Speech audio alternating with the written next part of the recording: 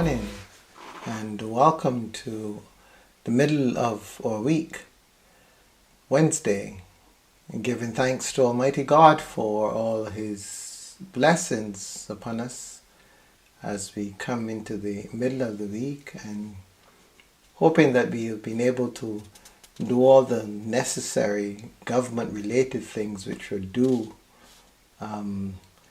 midnight last night. Remember, rendering to Caesar the things that are Caesar's, and to God the things that are God's. And so we come now this morning, and we come hopefully with the intention to be at rest in the presence of the divine. Remember that these times together on mornings are really just about us encouraging each other to spend some quality time in reflection and meaningful prayer, just being attentive to the divine as we begin our day, as we roll out from our homes and we go into the world of work or the world of retirement, wherever we're going. But just having these few moments where we can just feel the divine presence, not only within ourselves, but knowing that that divine presence is in all of us, bringing all of us together, holding us and bringing us into wholeness and healing, that caring, loving experience that we are by duty bound to, in some way or another, be able to share with others as they join us through the day. And so we come into this space now as we come into a time of meditation where we want to set some aspect of ourselves aside, where we want to be present, be really present in this moment. Just breathing in and out, getting ourselves into a meditative state, into a space of deep gratitude and love. Just feeling the presence of each other, knowing that we share the same common goal, common intention, that we're here in this moment.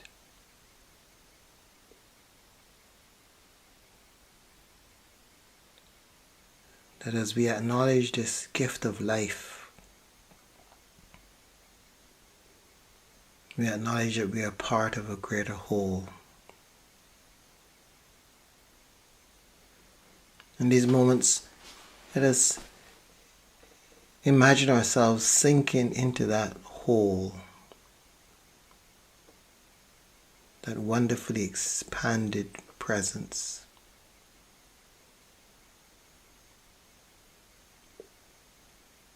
So oftentimes we live in this world and we can only focus on the separation, because as we look out from ourselves, we just see separate entities.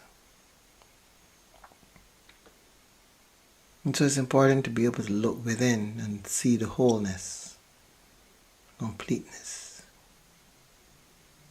to acknowledge that everything is a greater whole when it's brought together. And giving thanks that we are part of that whole.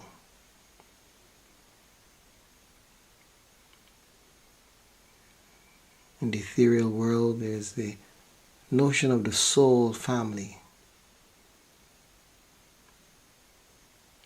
This journeying together, sharing experiences, learning, coming into the world and participating in each other's lives in different ways at different times. All for the purpose of advancing the whole.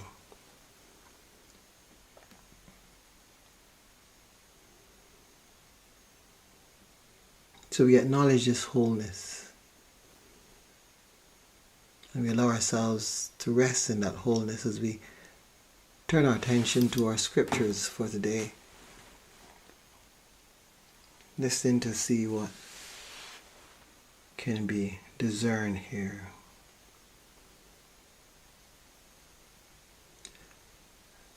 But I say to you that listen, love your enemies. Do good to those who hate you. Bless those who curse you. Pray for those who abuse you. If anyone strikes you on the cheek, offer the other also. And from anyone who takes away your coat, do not withhold even your shirt. Give to everyone who begs from you.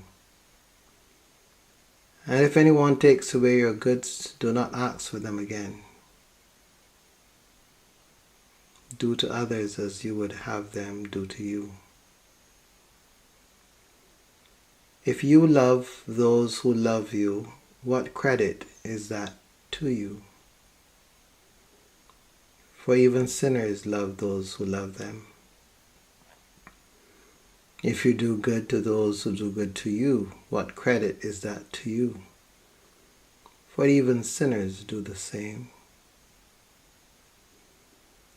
If you lend to those from whom you hope to receive, what credit is that to you?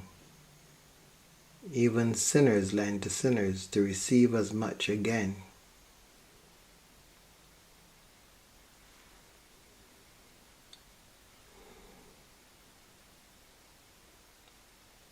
But love your enemies.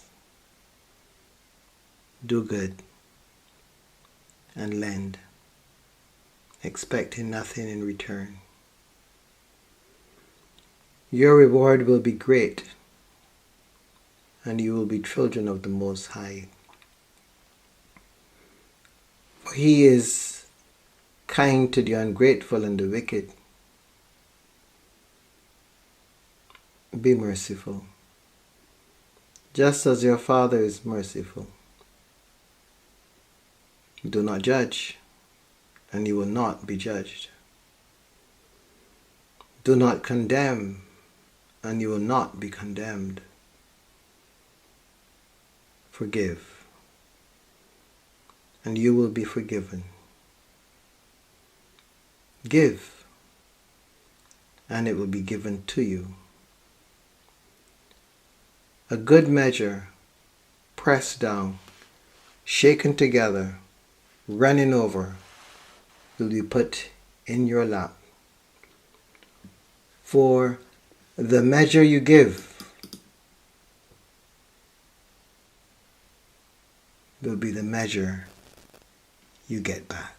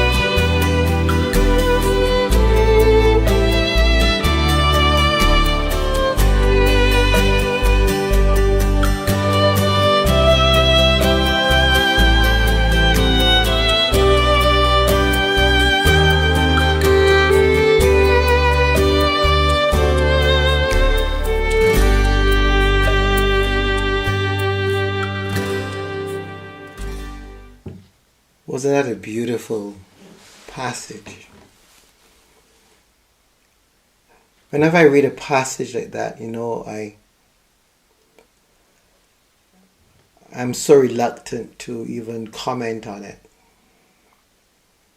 because it is so wide ranging and so deep. And the invitation is to come up so much higher. Passages such as the one I just shared with you, those are glimpses of true humanity.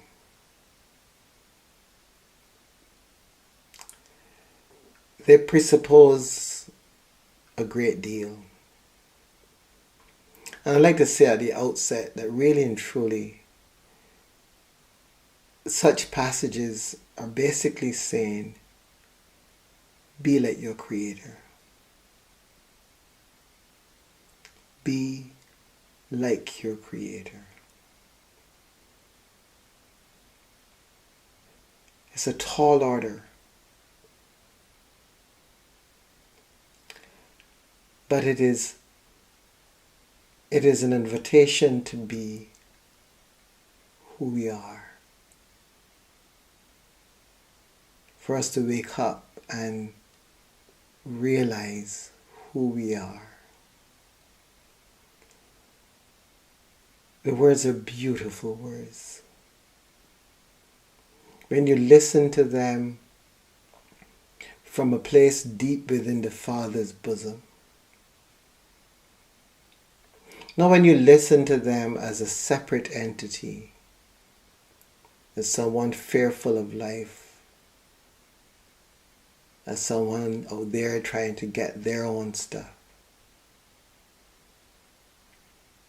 But you get this sense of this whoosh, this never-ending flow of grace emanating from the heart. Just beautiful grace, just flowing. Do good. Love your enemies. Give. Give to those who ask. And do it without attachment. Don't do it only in the places where you can get a return. Don't do it only to those persons who can give you something back. Don't love just all those who can love you. And just be as the Father, who causes the sun to shine on the righteous and the unrighteous, who is not caught up with what we do with what He gives us. He desires that we use it in a wonderful, beautiful, positive way. But at the same time, He is not bothered because however we use it, we will learn. We will learn something.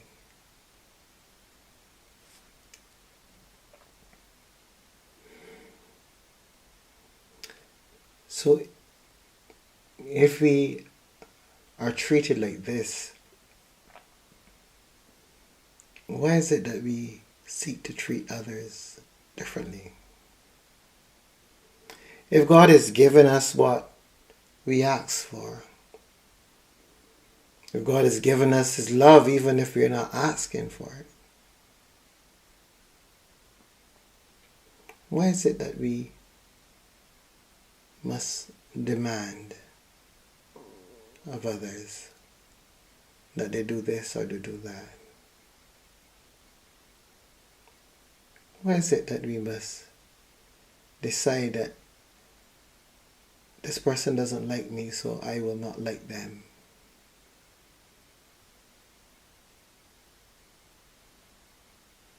You see, here is where we are being challenged daily. Are we of God?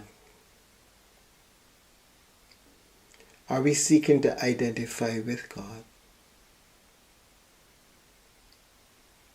Or are we considering ourselves to just being human beings? Just out there trying to survive.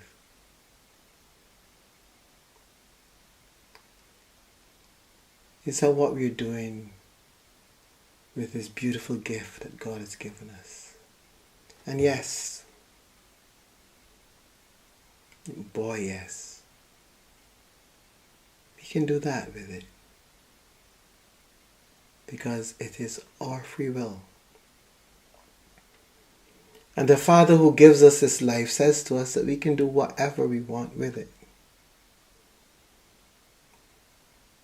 We can live a life of misery if we so choose. And we can learn from that life of misery. Because whatever we do, we will learn something from it.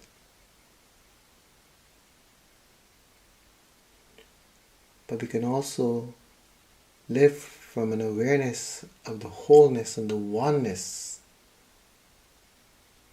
of the divine. And we can learn from that as well. There's choice. But all this is just drawing that picture for us of the fullness of the divine and the way God's grace flows out into creation and continues to flow out into creation, and how it flows through me and through you. Whether or not we perceive ourselves as conveyors of that grace, we're receiving it. We can color it. We can bend it, we can shape it to go in directions that we want it to go, to serve our agenda.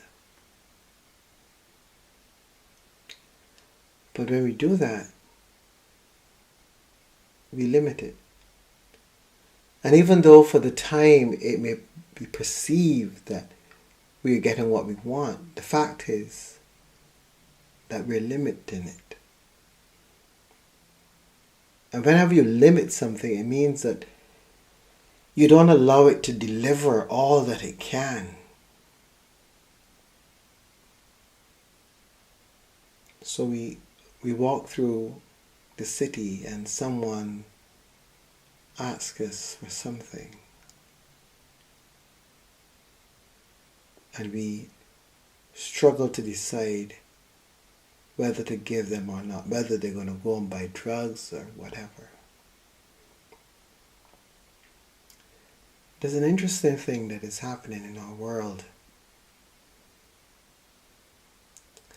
And persons are actually sharing it, and it is speaking volumes to us. I don't know if you have seen them, but sometimes you get all caught up in some of these little short videos on TikTok or one of those other ones. And you see persons pretend to be homeless. And they go up to persons and they ask them for $1. And sometimes individuals sneer at them and move on.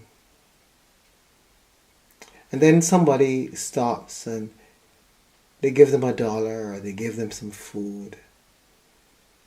And the person would ask, why did you do that? And the individual would say something like, well, you needed it. And I had it so I could give it to you. And then the person would take out a couple of thousands of dollars or whatever and just hand it to the person. The person is awed Because obviously they wouldn't expect to get $1,000 from a beggar. And they didn't do it for the $1,000. But I remember one evening, a lady was coming out of a supermarket, and this guy, he'd ask her if she would buy something for him. And she basically told him to get lost, go away. And then he asked another person, and the person did. And he gave the person a whole host of money.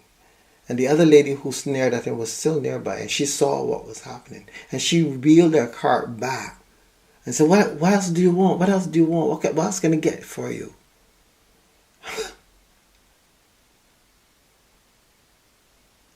The motivation there clearly was not because she had it. The motivation there was, you gave somebody some money. Let me do something like that for you, and so you can give me some money. It's interesting how these young folks are sending these powerful messages to the world, because they go right across the world. The way our world is organized with the technology, things don't stay in your neighborhood anymore. They go right across the world. And so these youngsters are sending us these simple but profound messages. I'm not telling you to go and give somebody now because it may be some person with $1,000. No, because then you will be just like that lady in the supermarket. But I'm saying that the message I believe that these youngsters are trying to share is, if you have it and someone asks for it, can't you give them? It's not in your place to decide what they do with it. Yet you will say it's your money, but then is it? Is it really your money? Can you determine how much it is valued or not valued? Do you have any say in it? Or is it just passing through your hands? And what is happening is that as it is passing through your hands, you want to get everything you possibly can get out of it before you let it go. So the mere idea of letting it go to someone who isn't going to give you anything, that's horrifying. And so we create all manner of stories. And yes, some of the stories may be valid. Yes, some of the guys may actually go and buy drugs. But you've responded to human need. You've responded in love. And you never know what an act of kindness can do to a person who is in a bad place. You know, I recall in one of those videos, the guy actually went to a homeless man sitting on the pavement. And he said to the man, I've got $2 and I need $1 to get something to eat.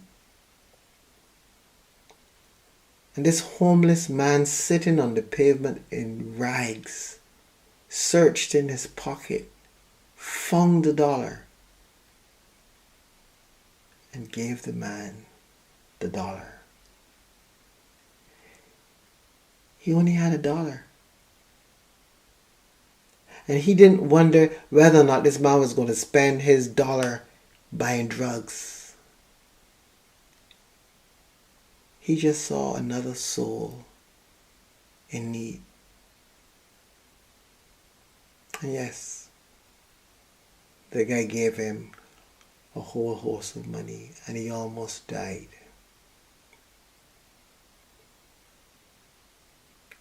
But a homeless person searching for $1 to give to another homeless person. He shames us all. He really does.